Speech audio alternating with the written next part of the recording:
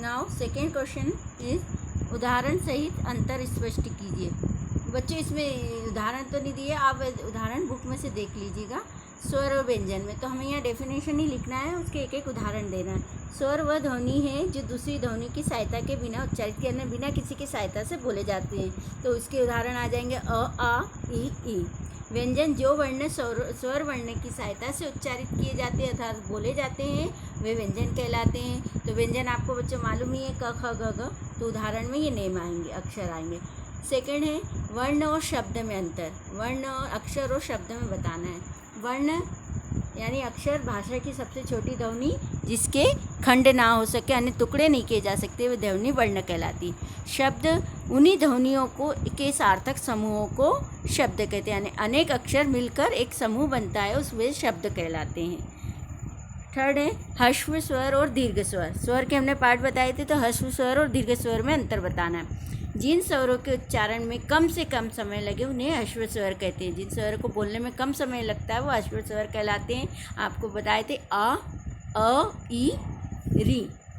दीर्घ स्वर जिन स्वरों के उच्चारण में ह्रस्व स्वर से दुगना डबल समय लगे उसे दीर्घ स्वर कहते हैं। तो वो होंगे आ, ई, उ, री, ए, ऐ, ओ, औ।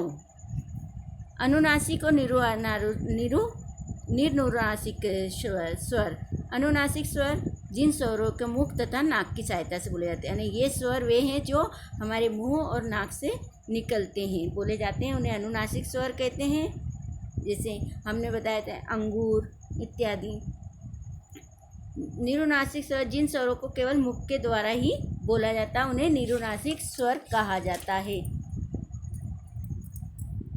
आ, उ, री, ओ ये अनुनासिक स्वर कहलाते हैं। निर्नुनासिक स्वर कहलाते हैं। अनुनासिक के उदाहरण है आ, उ, री चंद्र बिंदु वाले या अम की बिंदी वाले अम। थर्ड क्वेश्चन है निम्नलिखित कथनों में जो सही है उसके सामने राइट और रॉन्ग बताना है। फर्स्ट है संस्कृत भाषा में स्वरों की संख्या 11 है।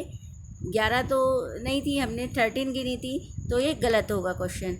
अनुस्वार और विसर्ग ध्वनि का अयोगवाह कहते हैं। अनुस्वार चंद्र बिंदी का होता है, अम के जो दर्शाता है, विसर्ग ह को दर्शाता है, तो ये दोनों अयोगवाह होते हैं, सही। स्वरों का उच्चारण व्यंजनों की सहायता से किया जाता है। इसमें पूछा है क्या स्वर को हम व्यंजन की सहायता से बोलते हैं? कभी नहीं, स्वर अपने आप में स्वतंत्र होते हैं, तो ये गलत होगा। फोर्थ है रकार को रेप भी कहते हैं। Yes, right. व्यंजनों की संख्या 30 है, गलत। य, र, ल, व अंतस्थ व्यंजन है, सही। विलुप्त स्वर में ह्रस्व स्वर की अपेक्षा दुगना समय लगता है,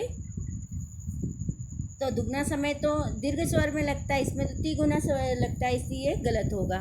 उष्म वर्ण 4 है, राइट। उष्म वर्ण 4 है, श, स, ह। नेक्स्ट है 4-4 शब्द बनाइए। बच्चों अक्षर दिए हैं, लेटर आपको इससे 4-4 शब्द वर्ड बनाने हैं, तो ये आपके होमवर्क में आप बनाने की कोशिश कीजिए, और नहीं आए तो आप पूछ लीजिएगा।